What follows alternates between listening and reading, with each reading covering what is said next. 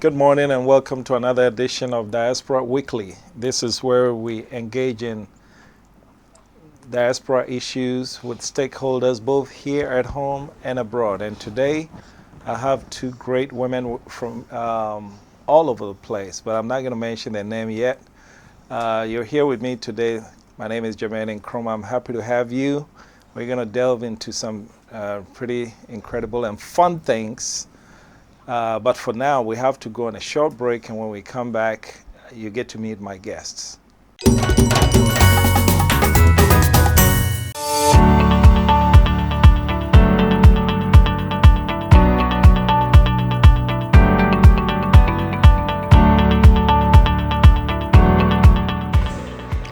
Let me guess, you're probably wondering, another talk show? What could they possibly have to talk about? Relationships, gossip, or entertainment? What if we bring it all to you in the good, the bad, and the ugly way?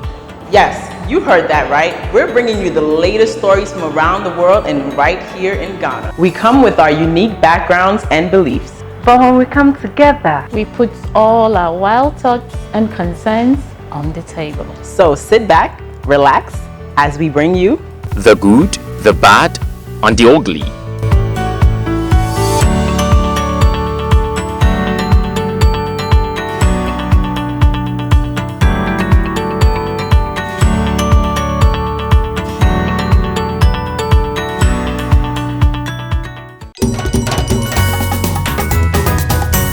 Welcome back. This is Diaspora Weekly. My name is Jermaine Nkrumah. I'm here joined today by two incredible women.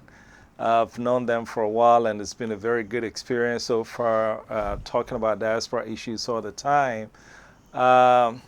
First, let me introduce to you Jenny Adede, Chief Executive of Business to Business Recruitment and Training. Hello. And Jenny, welcome. Thank you. Jenny, formerly of UK. Yes, that's right. London. Yes, London. Okay. Something special about today, because next to you we have Bernice Ajay, Deputy CEO of MDPI. And I always get it wrong. It's in Management Development Productivity Institute. And productivity. Why can't you have a simple name like Diaspora Network Television? Why does it got to be MDPI? And I'm confusing the D's and the P's. Welcome, Thank Bernice. Bernice, your former place of residence was? Canada. Toronto. We seem to be having Toronto people are invading this. I think last week we had some. And you guys have a way of pronouncing the name. Toronto. I can say Toronto. Wait, is it Toronto? Somebody came here and said Toronto. And for a minute, I thought he was talking about Toronto. You know that thing? Toronto. So how do you say it? Toronto. Whoa, is it Trump? Did you say Trump? If I wanted to really be a Torontonian, I'll say Toronto. Tron. Oh, okay. So I got Tron. And I got, how do you pronounce? All of us call it London. But how do you pronounce it? London. London. Welcome, ladies. UK. Thank you. UK. Interestingly, these two cities perhaps, I'll say, are populated by the most Ghanaians per city in the world. Where do you think they rank? London, Toronto? I mean, I think I'll probably have to give the edge to London. Yeah, I think so. Yeah. I think so. Because over here, you jump 6 hours in your home. Yeah. Yeah. Anyway, welcome. Thank you. So what took you to London? Well, I was born in London. Oh, you were born in I was London. born in That's why you London. sound like that. Every time you speak, I have to go, huh? You were born there. Yeah, I was All right. born, raised, schooled in London. Okay. And, yeah, so, but 100% Ghanaian. just 100% Ghanaian. Absolutely. Okay. Yeah, don't let me switch to Chi right now. Because, so how was it? How has life been in London and, you know, growing up in a Ghanaian family, born there, yes, but how was it like? Well, my parents were traditionalists, so, you know, we got to come to Ghana quite regularly. My mum used to work for British Airways. Okay. And so every school holidays we used to come and spend time here. So we came back quite frequently. Good. Did you speak Chi at home? Chinglish. Oh, that's a new one, y'all. Chinglish. Wait, say that again. Chinglish. Chinglish. So how do you say how are you in Chinglish? What to say? Okay, I got it. So Chinglish. Now you got heard a new one. All right. So Bernice, Toronto. What took you to Toronto? Actually, it was by a fluke, really. And I've always wanted to go back to school. I'm very education oriented. So a friend of my mom or my uncle came in and he said, oh, I'm going to Toronto.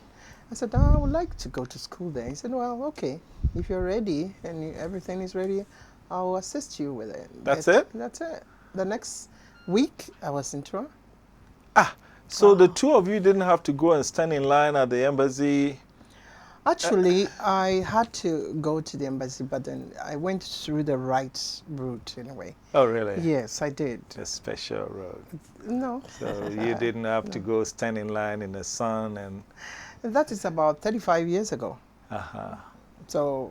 Well, people were still, Yeah. those people were still looking to go. I mean, some of us had to go the hard way, but I'm not going to talk about myself today. Today it's all about you.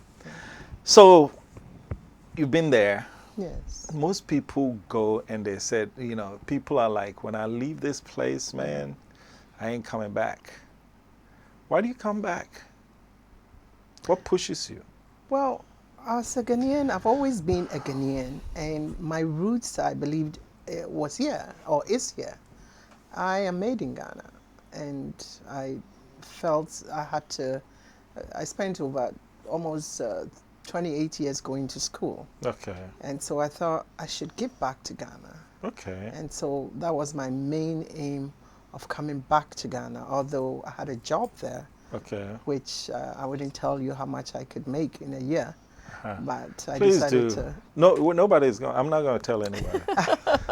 Well, I had almost a over $200,000 job. Wow, $200,000. Yeah. Hey, that's Canadian dollars. Bring it to US and then Bring it talk into to years, me. well. So, But you see, she said, Bernice said she's Ghana made. yes, I'm made in Ghana. You were made in UK, Yes. albeit to Ghanaian parents. Yes. So why not stay there? I mean, why do you come back? Why do you come back to a place where there are potholes and doomsday and the tap not working? Why? Home is home. I consider Ghana as the motherland, and I came back because I wanted to share what I'd learned and what I'd acquired in the UK with my people. It was a challenge. It still is a challenge, but I enjoy the challenge, and it makes a big difference to come and live in a developing world, you know, and to be part of, you know, moving into the 21st century makes a big difference. So yeah, that's why. I think, you know, I've had some guests here. I think what you're saying, the developing country, one, the opportunities are much better here. But more importantly, I think whatever you learned, skills are needed here. Somebody actually said that when he went there, he went to school, got a degree and everything, and he said, this place doesn't need me. Ghana needs me. And so that's what pushed him. Do you guys agree? Yeah. Yeah, I think so. Ghana needs us here. Okay. To Well, there are folks here who feel like we don't need you. Stay there and send us your money. What do you have to say to them? I think why would I? What criteria makes you a better Ghanaian than I am? We are all Ghanaians, and we are all, contributing to the development of the nation. So I think once you have any roots here, you need to be back to help build the country. Because yes, as we all know, we are a developing country, and we need each other. Interestingly, I don't know how this will come across, but in talking to Africans in the diaspora, I know what the statistics say with regards to Ghanaians, to the question, do you want to get back home at some point? According to our DNT polls, 80% want to come home at some point, okay? That's a huge number. That's massive. Do you think that number is the same with the other African countries as you've interacted with them? Because when I interact with my Nigerian brothers, the bulk of them don't want to go back home, to stay, that is. They want to go and blow money and have a good time, but then come back. Why do you think Ghana is different? Because Ghana is a safe country, warm country, and it's a developing country. I think that people feel that they can bring their transferable skills and offer a lot more. I'm not too sure about the other African countries. I mean, I've traveled them. I used to work for British Airways. I used to go across Africa. But I find that for me, it was easier to come and settle here because home is home, you know. I understand the culture, I understand, what goes on here. And I think that Ghana has come a long way since I was a kid, coming back and forth. And it's easier to live here than it would have been a few years ago. I mean, you have the supermarkets, you have the cinemas, and, a lot of what you had, abroad. And, of course, it's safe. Whereas some of the other African countries aren't so safe to get around in. So let me talk about that safety thing, because if you notice, south of the Sahara, Africa, we're the first to obtain independence, and yet we're probably one of a handful of nations who have never experienced civil war before. Do you think that's playing a role, talking about the safety thing? Because I wouldn't want to go to a place where we're shooting and killing each other. I mean, if you look at the images that typically come out of Africa, the kids with flies all over the face, which we know is not true representative of Africa. But when you see those and you see people with machetes cutting each other up, if you're from that country, I'm not sure you'd want to come back. So do you think that safety is the main thing? I think Ghana, predominantly, we are very gentle and caring people, and so Ghana has been one of the safest countries for me. I've traveled across West Africa, even upper, part of Africa, and I find it very rough sometimes.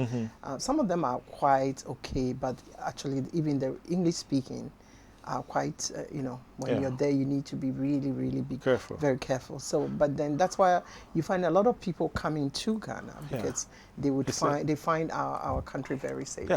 But it's still, I mean, I get the safe part, but let's dig further. What makes us different? Because I'm one of the people who believe that Africans are Africans. I mean, we have more in common than we have that differentiates us. So why do you think so noticeably Ghanaians are peace-loving, but others don't seem to be so much? I mean, there's got to be something. I haven't put a finger on it yet. Go ahead. Our temperament, I think that our temperament generally is a warming, hospitable temperament. That's what I know. I mean, I know that, like, it depends where you're from. in Ghana. Sometimes temperaments are different, or temperaments are different, you know, across people in general anyway. But I think that people find it that we welcome well. We encourage people to come, and we have a lot to offer. I mean, we have, you know, organic foods, we've got our tourist sites, we've got our beautiful country, and the ease of doing business here is very open. So people find it, you know, warm and welcoming, and that's why they want to come so back. then let me put the two of you on the spot. We're talking about peacefulness. We're talking about opportunity. We're talking about the need to bring what you've learned home. Of these three things, which one would you say is a dominant reason why you came? Both of you. I think really, if you've stayed outside and you have a good job there and you want to come home, most people who come home want to have their own businesses. They want to open their own shops. They want to, you know, you come back because you want to be part of the development. You feel you're ready to be part of the development. Okay. Yes. All right. And you was a push of the three. Ghana needs me, peacefulness, opportunities. Which was the dominant one? I think two. Two. Yeah, I think Ghana needs me. And the opportunities. And what to do with the opportunities. And I think you can sort of get waylaid here because there are so many opportunities. So you almost have to sort of scale down and know where you want to be. But most importantly, I think that when you come back, it's good to work for somebody so you can understand the work culture, you know, and ethic here. Instead of like, you know, trying to become an entrepreneur straight away. Sometimes that's quite a challenge to become an entrepreneur straight away. So, yeah. Well, so we've navigated what brought you back. We're going to go on a short break. When we come back, we're going to delve into why is it that you see opportunity, but others don't. Stay tuned.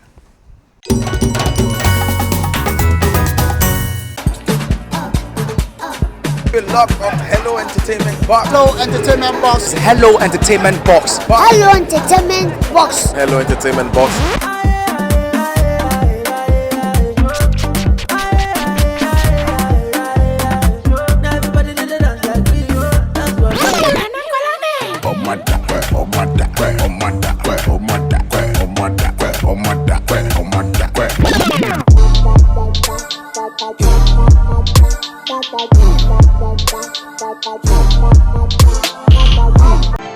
Every weekday at 12 and 5 p.m., DNT Newsroom brings you the most topical, fact-based and up-to-date news from Ghana and around the world.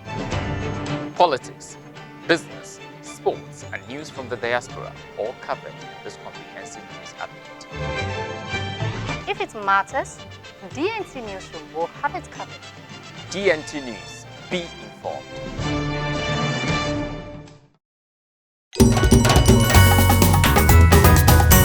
Welcome back to Diaspora Weekly. My name is Jermaine Nkrumah, and I'm joined here by Jenny Adade from United Kingdom, London, and Bernice Ajay from Toronto. Toronto. From Toronto. And ladies, you just gave me something. It's always like I always find something new. What do you call that language again? Chinglish. Chinglish. Has anyone have you heard that before? No, maybe Ganglish. Leave it to the Ga to just do the Ga version of Chinglish. We are doing Chinglish and Ganglish. Chinglish, Ganglish. What would you say about how? Well, we don't have Hausa here. We have Ewe, we have Fante. What about Fante? I can't help you. You can't. All right. Welcome back to Diaspora Weekly. Listen, we're going to talk now about, now that you're here, your reintegration. How has it been? Well, actually, I planned my coming back. I always knew I was going to come back. So I actually came gradually. Every 2 years I come down. Every 2 years I come down. Sometimes I come 2-3 times a year. Okay. So I didn't just stay away for 30 years and then come back right away. Okay. I had to be sort of come in and then reintegrate into the culture, because you know, we come into cultural shocks. Yeah. My way of thinking is not a way of thinking somebody. Yes. You know, I want things done right now. Certain way. I find that over there it's cold. You can't Yeah. afford to be lingering around and doing whatever. You get out, you do whatever you have to do, and come back home. Yeah. And so the difference that I found, even with my family, is that things that I would get done today, Yeah. it takes them about 6 months to do. Yeah. Yeah. And so people didn't really understand me initially when I Okay. came in.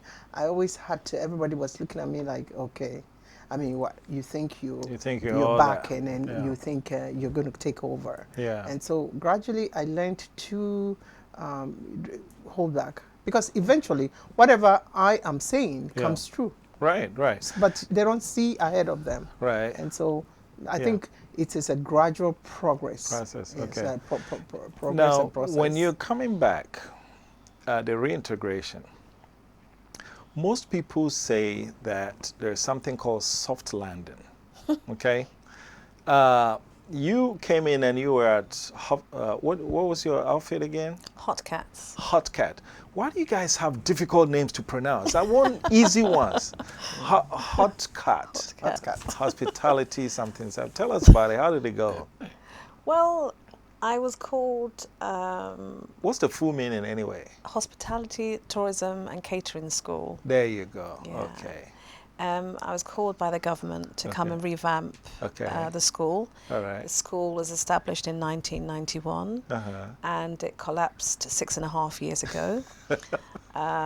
It was under the Ministry of Tourism. Okay. There's a great need for service delivery training in the country. Boy, do we need that. Yeah, we do. We need that. We do need it. So I was asked to revamp the school. Okay. When I first got to the school, it was in a poor state. I saw that. Yeah, no water. Yeah, you You remember. didn't You even came have and an had a look. office. That's right. I didn't have an Your office. office was a classroom, as That's I right. remember. That's right, with no chairs. Wow.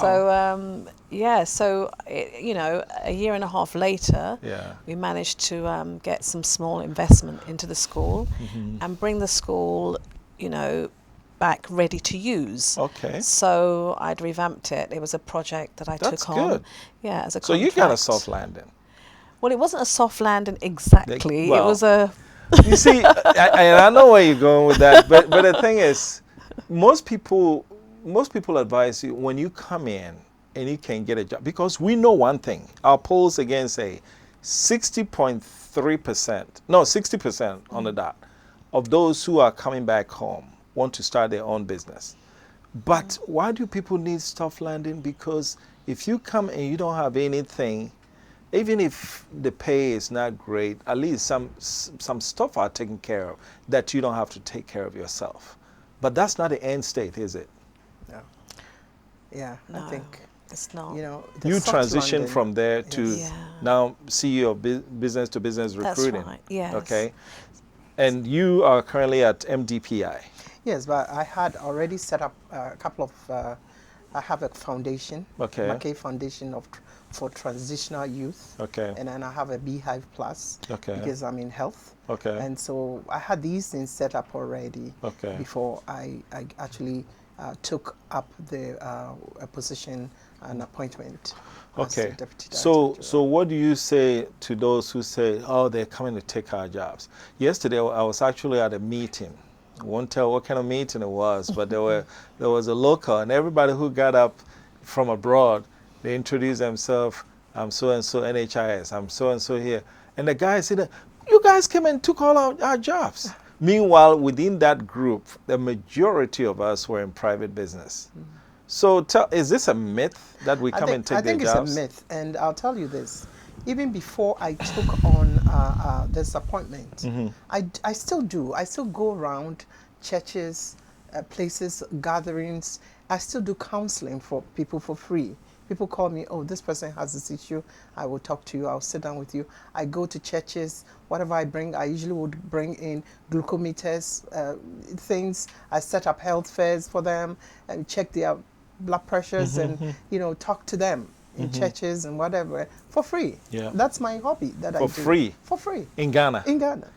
I didn't know there was that word here. Free? Free. You do something for somebody for free? I do that wow. for free. So what do you say to those who say we come to take their jobs?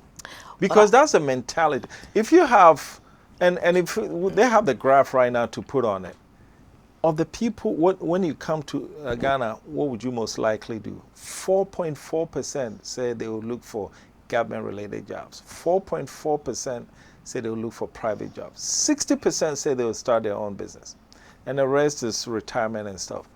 But the thing is, if 60% say they're coming to start their own business, what is this? Why do people feel like... so could it be that people come in here for the soft landing and as soon as they establish, they transition to their business and that people are seeing that you come to take our jobs?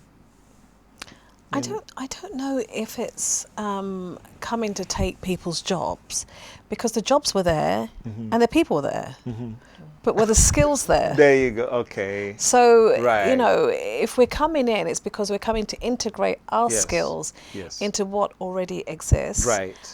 I wouldn't actually describe it as taking anybody's job, because you know, like I'm saying, the jobs were there. So I mean, some of the skills that we bring from outside, I think that we can help to enhance the country.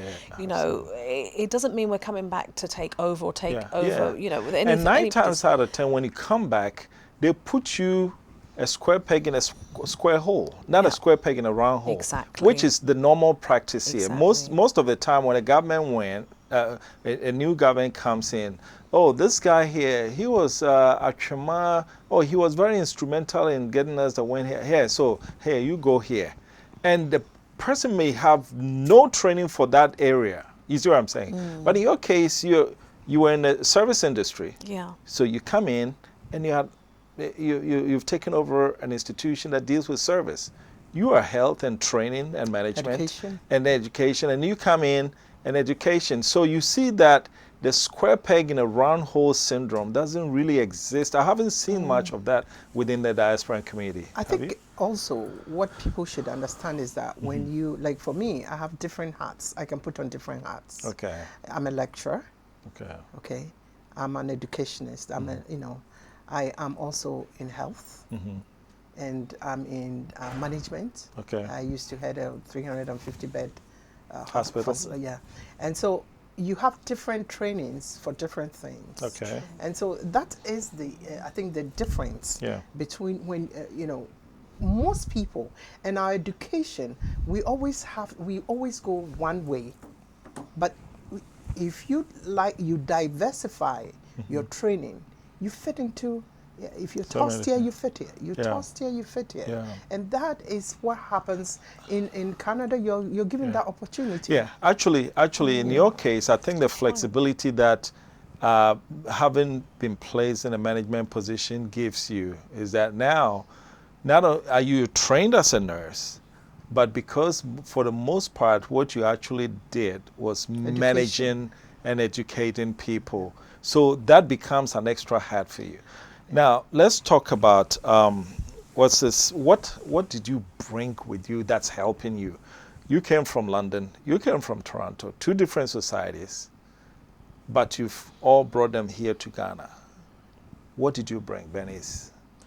Well, I think when you look at my education background, I have a master's in higher education. So, and I was a lecturer in a couple of the universities and colleges. So I bring back a rich experience of how to integrate or how to, you know, teach or educate. Facilitating, I think, is a word, not teaching. You know, so I bring back that background. I also was in management, so I bring back that interaction with your employees, being on the table, talking about policies and, you know, advocating for both patients and workers at the same time, Yeah. you know, other experiences. I've worked in communities, Yeah. I've been on boards and that kind of thing. So Right. I think that, unfortunately, when we come in, we should also, I feel that they're expecting us to learn the system here. Okay. So you brought in all these things. Yes. Some would say that whatever it is that you learned, they also teach here. So Jenny, what did you learn in service that's not also taught here? That's different. What's different is that most of what you learn outside is hands-on. Okay. It's hands-on, skills development training. Okay.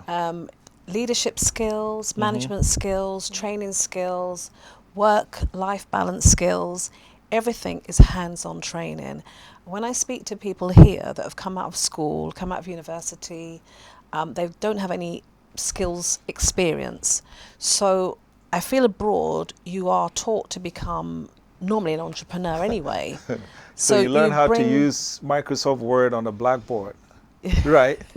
Yeah, but you can't. You could never apply it, Yes. you know. So for me, I think that the transferable skills I bought back enable me to transition into the system a lot easier. I mean, you know, I have an all-round experience, you know, 20 years with British Airways as a customer service manager.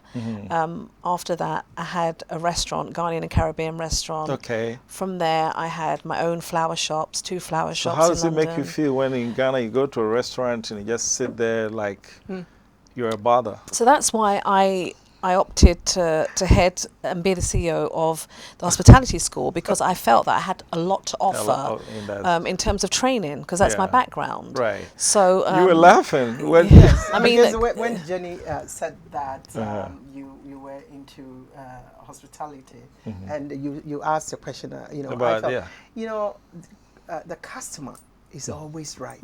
The customer is your #1 priority. But you see, we've got it reversed here.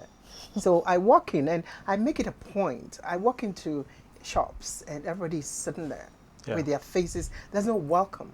It's like you are bothering them. Yeah. And so I'll give you an example. I went to buy coffee, and each time I go there, nobody says anything. Everybody squeezes their faces, and so one day I walked in a hurry to pick up coffee, tea or something, and the guy said, "Welcome to," I don't want to mention the name. I'm like, wow. Yeah, that was different, wasn't it? I'm like, wow. But I'll tell you one thing. When you talk about the customer is always right. We're going to go on a short break. When we come back, we're going to talk about the diaspora and why the diaspora is a customer. But we're also going to talk about, tweak what you said a little bit, because in the service industry, there's this new thing that's developing that the customer may not always be right, but they're the customer and you got to take care of them. When we come back, we'll talk about that and how that relates to the Ghanaian diaspora who's back home. Stay tuned and thanks for watching. We'll be right back.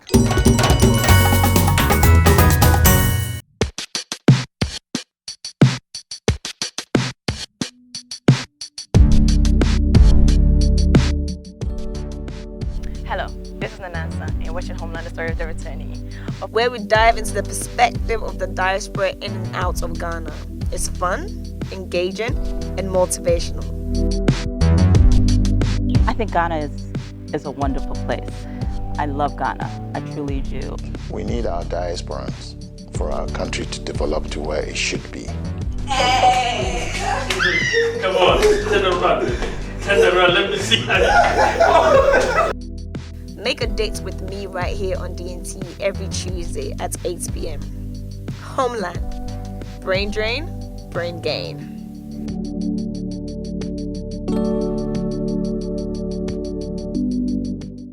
My name is Novi. The name is Phil. Iman is the name. Laugh and learn.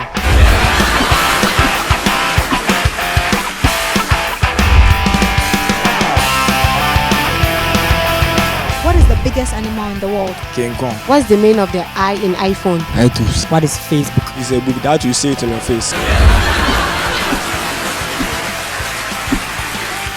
What is the last book of the Bible? Methodist. Your father is a landlord. What will you be? Land Commission. House owner. Land Rover. people at the grocery shop, they play football. Who is Santa Claus? Teacher, I will check you.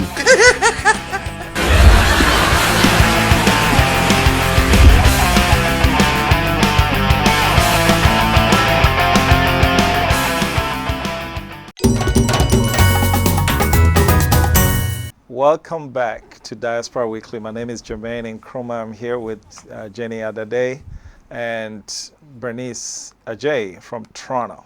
London is easy, so I'm always gonna go, because I've heard two versions. Someone said Toronto, and then you said Tron. You can say Toronto. Okay, and I'm not gonna talk about Toronto, but that's another thing. We talk.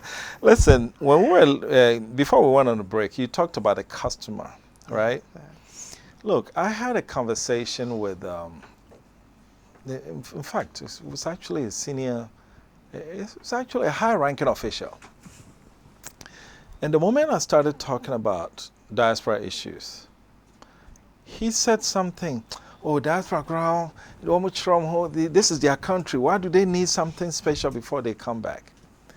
And after I heard him rant, I said, I mentioned his name, and I said, if he had a restaurant and a customer comes in making what you perceive as unfair demands, you have two choices.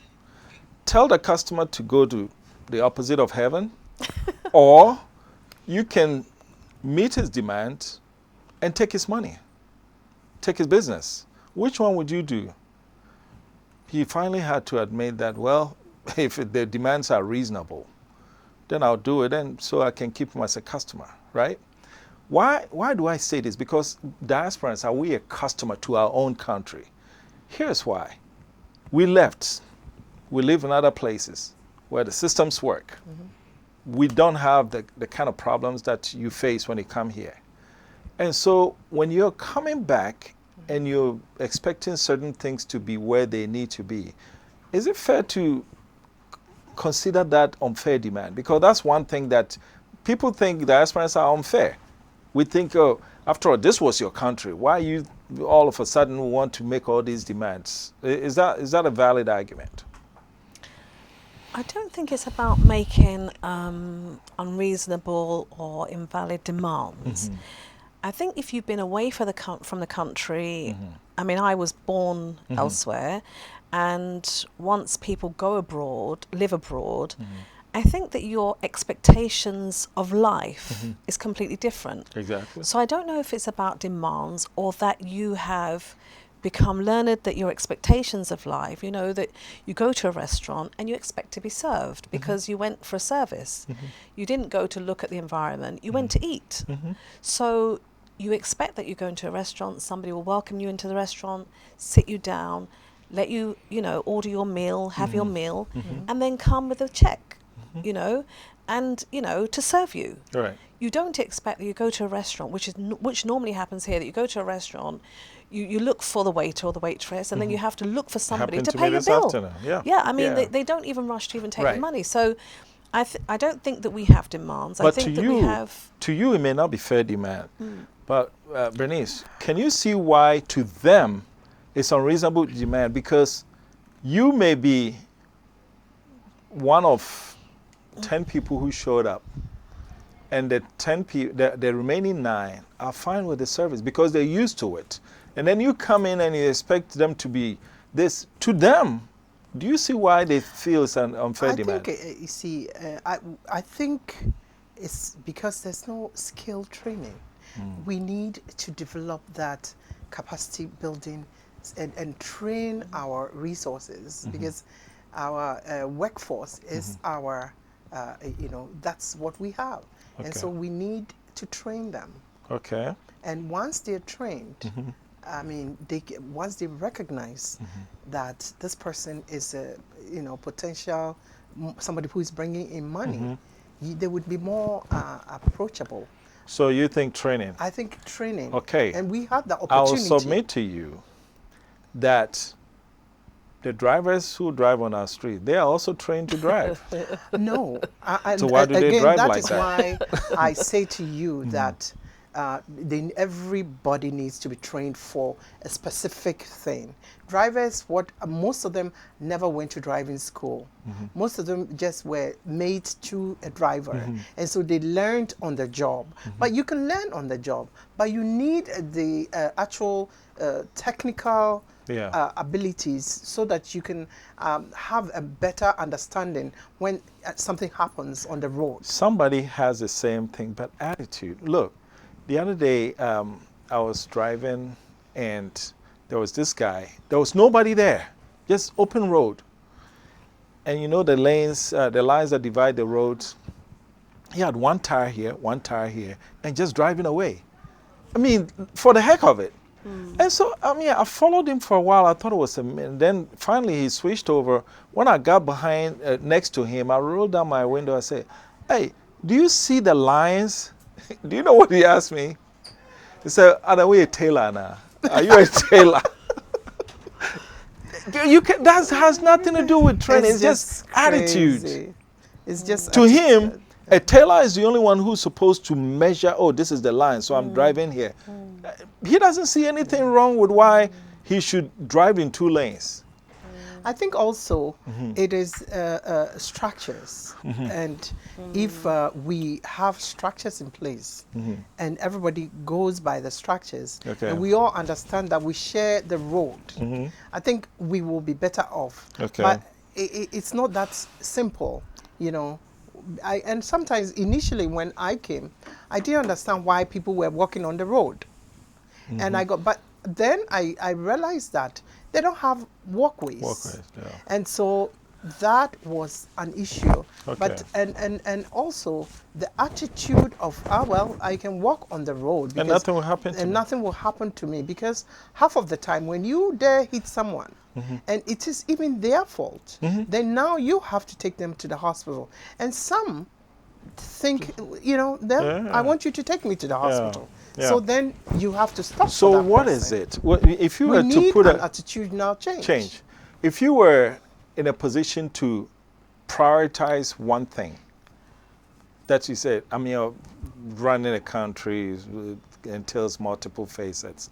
But what would you say is the number one, if you had to make a change, what would you focus on, Jenny? I'd focus on changing the mindset of people. Changing the mindset. Yeah. I really like the fact that recently I've seen bins, disposable bins, all around Accra. That helps to change the mindset. If we had an attachment to the bin, that if you drop litter, you'll be fined, I think that would help. So changing the mindset for me is imperative. Yeah. What about you, Benny? I think education is changing the mindset, attitudinal change. We need to shift to green productivity, because with green productivity, it starts from the kindergarten.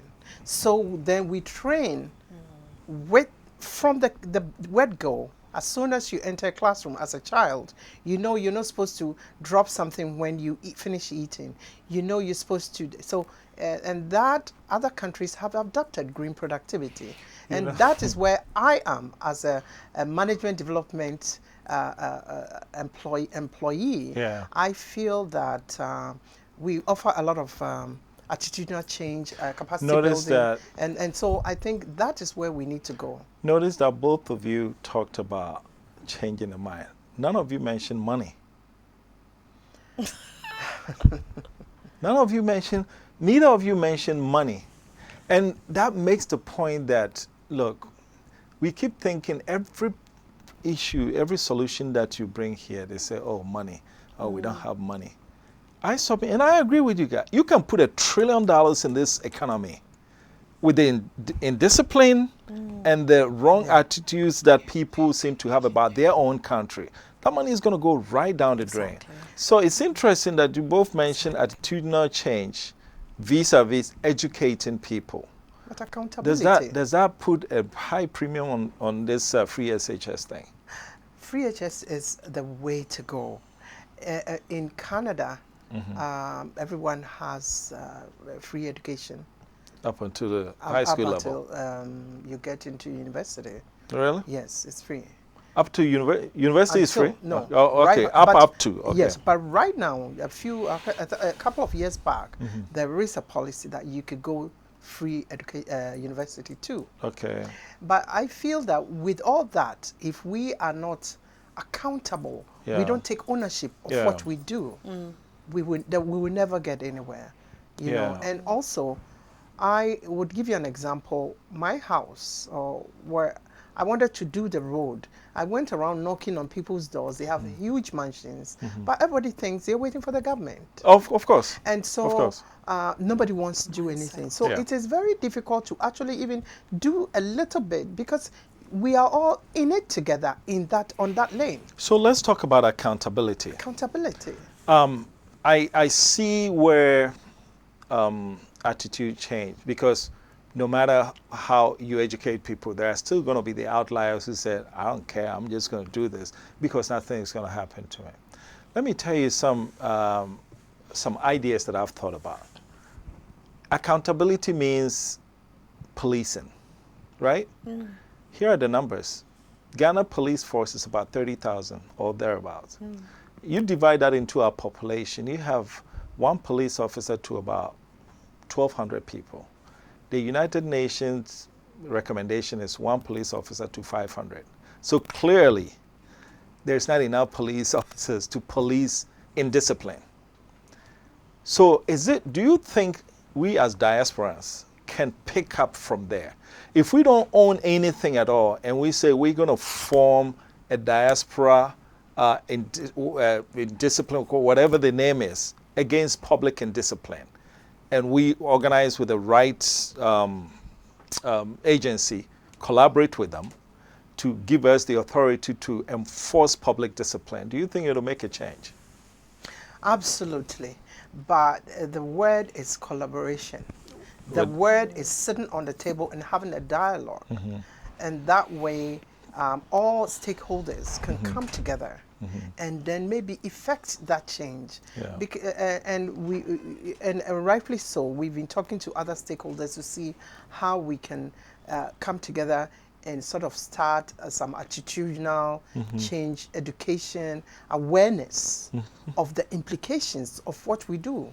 You know, and those are some of the things that we need to start, doing. And also, for me, once this free HS is going on, we now need to also educate our mothers and our fathers who never went to school.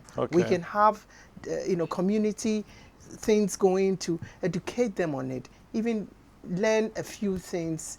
And I think that, So your final word on public and discipline before we go on a break. When we come back next, we're going to talk about policy. But what do you have to say about discipline and what we diasporans can do about it? I feel that integration needs to happen more. And I mean, the diasporans coming back, I just feel that there needs to be more of an integration. I mean, we're all Ghanaians, we're all coming home. We're all Africans coming home. We need to be able to integrate ourselves. Those who came back maybe 5 years ago, 10 years ago, see how they can integrate themselves into society, into the country. Am I hearing you saying do what the Romans do when you go to Rome? No, because there's a way to do it. I thought that was the way to do it when I first came. But it isn't. So whatever we learnt abroad, we need to bring back. We need to bring back, and we need to share. We need to share, and we need to work together in order for a better Ghana. And so diaspora, we can do something. And so we're going to go on a break. When we come back, we're talking policy with Bernie and Jenny. Stay tuned. Hello, my name is Kofi Opon Ochre, and I bring you NASA on DNT, a program designed to expose corruption and indiscipline in our society and advocate for the punishment of these offenders whose activities impede national development. The National Road Safety Commission indicates that Ghana loses $230 million to road accident, with over 1,600 deaths recorded every year. In 2018, Shraj report indicated that Ghana loses 13.5 billion Ghana cedis to corruption.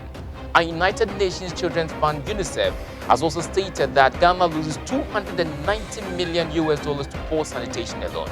This is not right.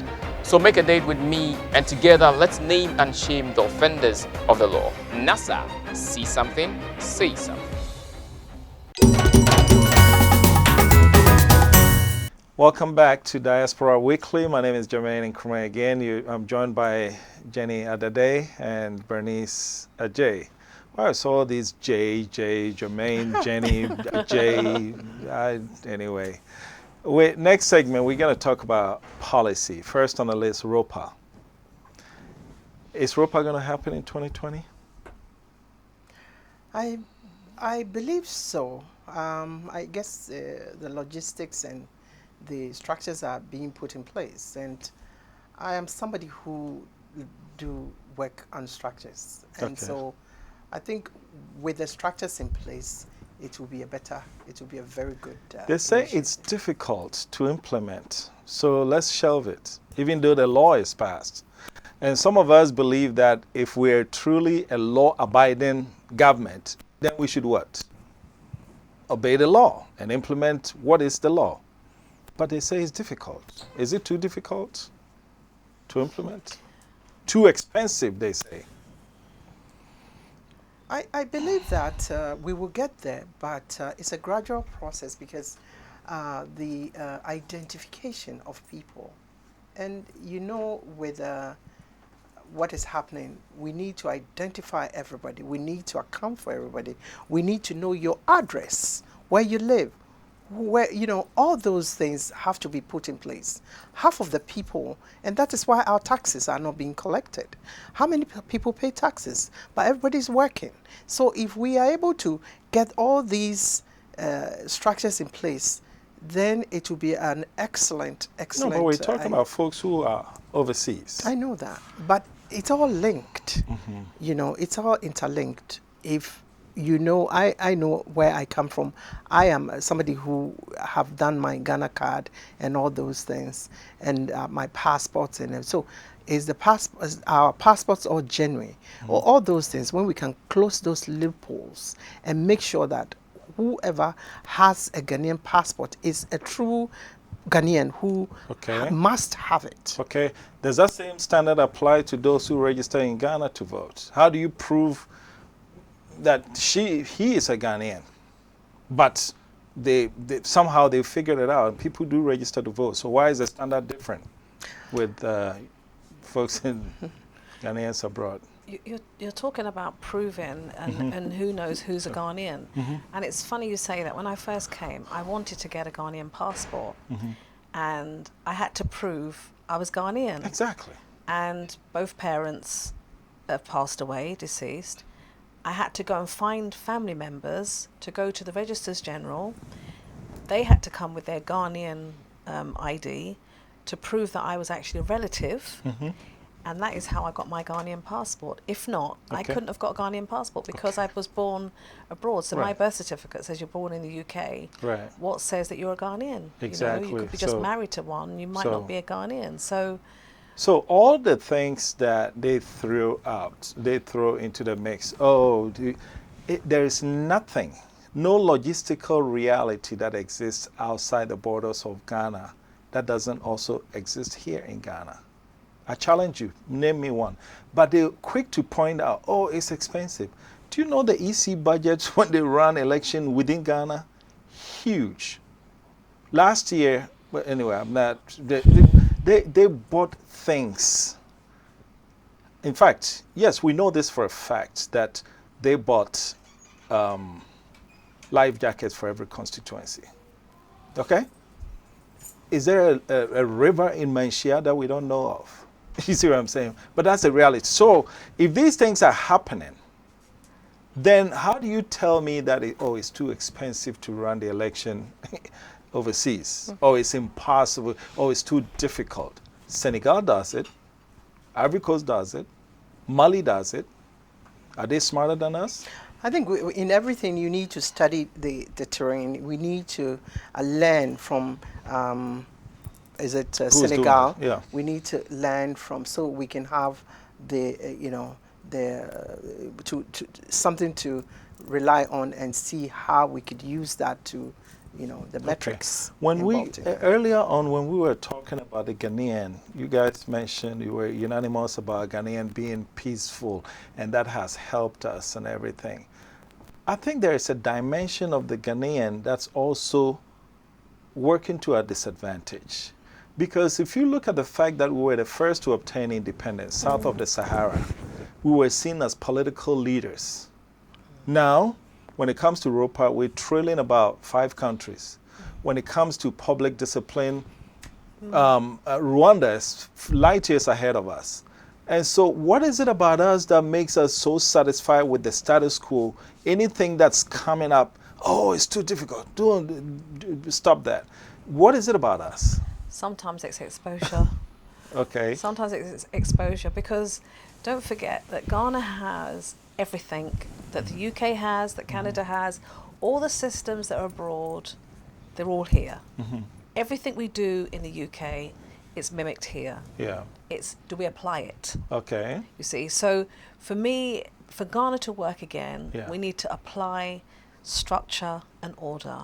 Yeah. I mean, I know it sounds ambiguous, but you know, it is in order. Yeah. If we want to be in line with Singapore, who were gained independence the same time we did, we need to apply structure and order. How do we do that? I think it's a public awareness, attitudinal change, and also prepare people for change. We don't want change. Change is a very difficult process.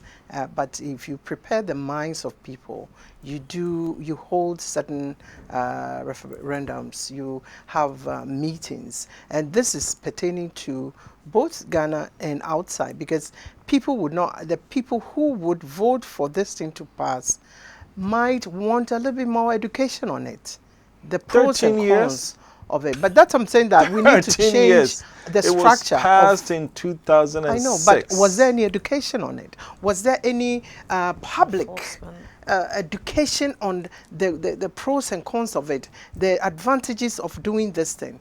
Has there been any? Has there been any education outside in our borders, outside our borders? Has there? 13 years. That's all I'm talking about. But the structures, have they put the structures in place? It's not a priority. Yes. 13 years, you want to tell me? Do you know what you can do in 13 years? Diasporans should actually, get up and then lobby and move this thing forward. Yeah. Let me tell you, I can think of so many things that became law that didn't need public education.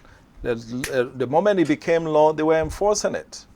But here again, when it comes to the diaspora, oh, well, we need to learn more about this. Oh, it's expensive. Well, look, it is the law. It's been 13 years. Do it. So, I don't know. And you say, if people say it's expensive, cheap things become expensive. That's right. Because if you don't do it right in the first place, you end up doing it again and again and again, which becomes expensive. A final thing on ROPA. If you're watching, Madame Jean Mensah, actually, this one goes to Honorable Minister of Finance. If you think you need money, which we all know you do, because I've seen you've grown a few more gray hairs since you became minister. When the Ivorian diaspora started voting, the following year, their remittances jumped up 25% because people felt like they were part of the country. Now Ghana is bringing in 3.3 billion, according to the World Bank. Our polls tells us 30% of diasporans send their money through informal means. Take 3.3 billion, add 30% to it, now you're about 4.3 billion, which is what we brought in 2018. Implement ROPA, you add a quarter of that. That's $1.1 billion. Now diasporans will be bringing in $5.5 billion. Minister, do you need that money? Please put the thing on. Let's implement ROPA. This has been Diaspora Weekly. My name is Jermaine Nkrumah. Thank you to Benny Sajay and Jenny Adade. and enjoy the rest of your day. Thanks for watching.